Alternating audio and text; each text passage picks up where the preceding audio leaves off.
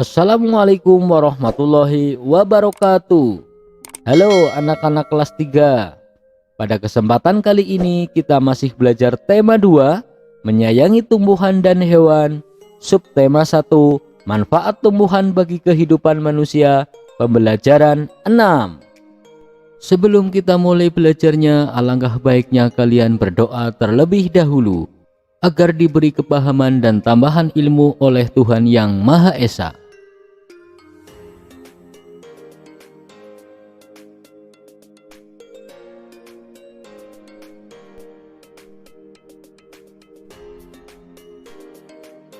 Ayo bercerita.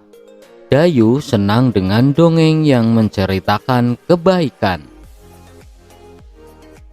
Kali ini Dayu membaca dongeng tentang kebaikan hati seorang petani. Ayah Dayu pernah bercerita tentang pekerjaan petani. Petani menanam benih tanaman di sawah atau ladang. Setiap hari menyiram dan merawat tanaman yang ditanamnya, hingga akhirnya tanaman-tanaman tersebut siap dipanen. Yuk kita baca dongeng berikut ini. Setelah itu, ceritakanlah kembali dalam bentuk gambar berseri. Petani yang baik. Suatu hari tinggallah seorang petani yang baik dan murah hati. Pada saat petani itu pergi ke sawahnya, ia menemukan seekor burung pipit yang kakinya patah. Sang petani merasa kasihan. Ia pun membawa burung itu ke rumahnya yang sederhana. Sang petani langsung mengobati kaki burung tersebut. Setelah beberapa hari ia rawat, burung pipit itu ia lepaskan kembali ke alam bebas. Beberapa hari kemudian, pada saat petani itu sedang mengairi sawah dan mencabuti rumput liar, ia didatangi oleh burung pipit kecil yang telah ia tolong. Burung itu membawa 3 buah biji semangka pada paruhnya. Ia memberikannya kepada petani itu. Setelah itu burung itu pun pergi. Petani itu sangat berterima kasih kepada burung. Besoknya sang petani menanam biji-biji semangka itu di dekat rumahnya. Setelah ia mengurus bibit pohon semangka itu pun tumbuh. Semakin lama pohon itu semakin besar. Akhirnya pohon semangka berbuah. Petani itu sangat senang. Ia mengambil ketiga buah semangka itu. Pada saat ia membelah buah semangka yang pertama, keluarlah beberapa bongkah emas dan berlian yang berkilauan. Petani itu merasa sangat kaget bercampur senang. Lalu ia membelah semangka yang kedua. Ternyata isinya adalah bahan-bahan bangunan. Petani itu merasa sangat bahagia. Lalu ia membelah semangka terakhir. Ternyata keluarlah para pekerja yang siap membangun istana yang megah untuk ia tinggali. Akhirnya, karena kebaikan dan ketulusan petani itu, sekarang ia menjadi orang yang sangat kaya raya. Ia selalu membagikan hartanya kepada orang yang kekurangan dan selalu menolong orang yang butuh pertolongannya. Buatlah gambar yang menceritakan petani yang baik hati. Cerita pada paragraf pertama. Contoh gambarnya adalah sebagai berikut. Cerita paragraf kedua. Contoh gambar yang bisa kita buat adalah sebagai berikut. Cerita paragraf ketiga bisa kita gambarkan sebagai berikut. Paragraf keempat, contoh gambarnya adalah sebagai berikut. Dan paragraf yang terakhir yaitu paragraf yang kelima bisa kita contohkan gambarnya sebagai berikut. Ayo menulis.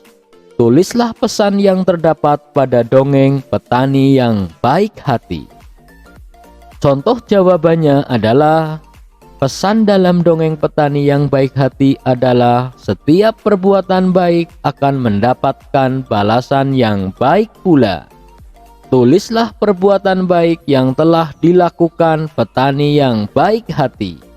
Contoh jawabannya antara lain: mengobati kaki burung pipit yang terluka.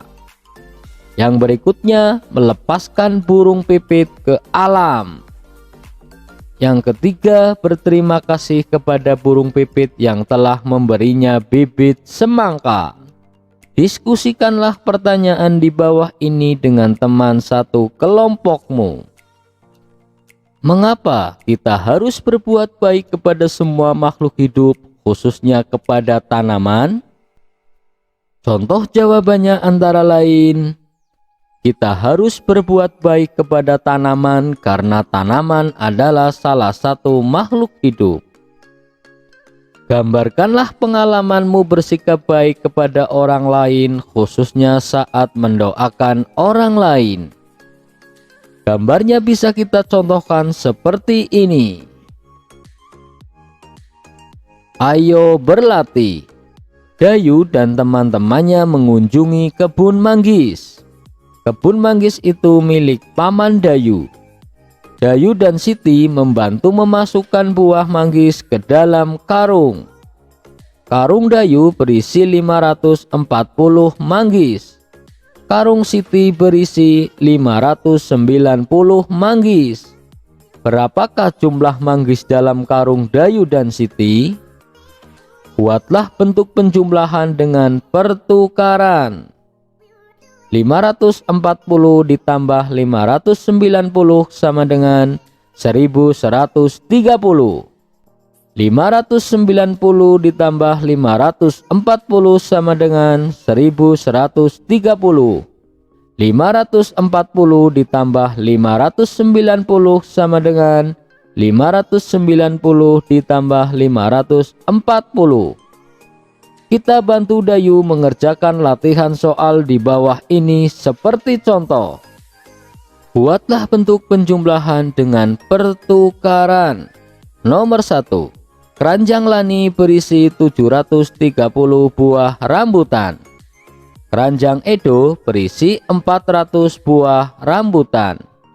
Berapakah jumlah rambutan di keranjang Lani dan Edo? Buatlah bentuk penjumlahan dengan pertukaran.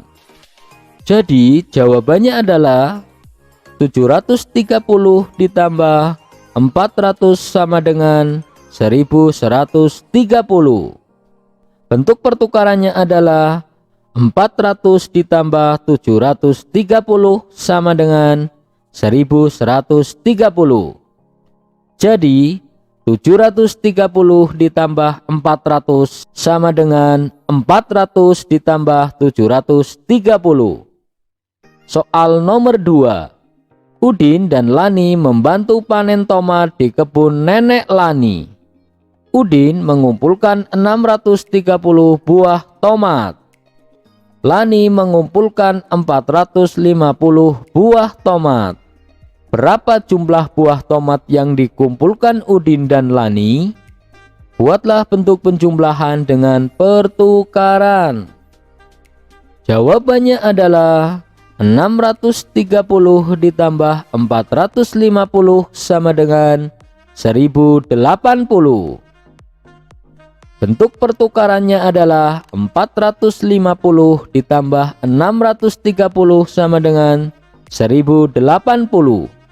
Jadi 630 ditambah 450 sama dengan 450 ditambah 630. Nomor 3. Beni menyapu halaman rumah nenek yang luas. Ia mengumpulkan daun-daun kering dalam 2 kantong plastik besar. Kantong plastik hitam berisi 780 helai daun kering.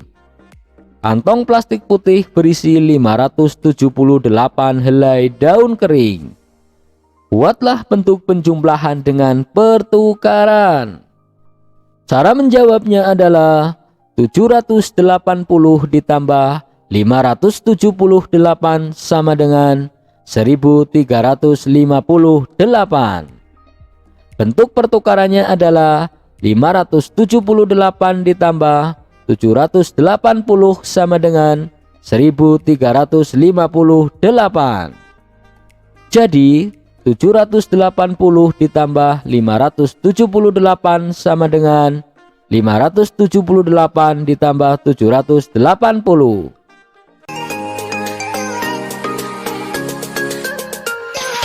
Demikian anak-anak kelas 3 pembelajaran kali ini. Wassalamualaikum warahmatullahi wabarakatuh.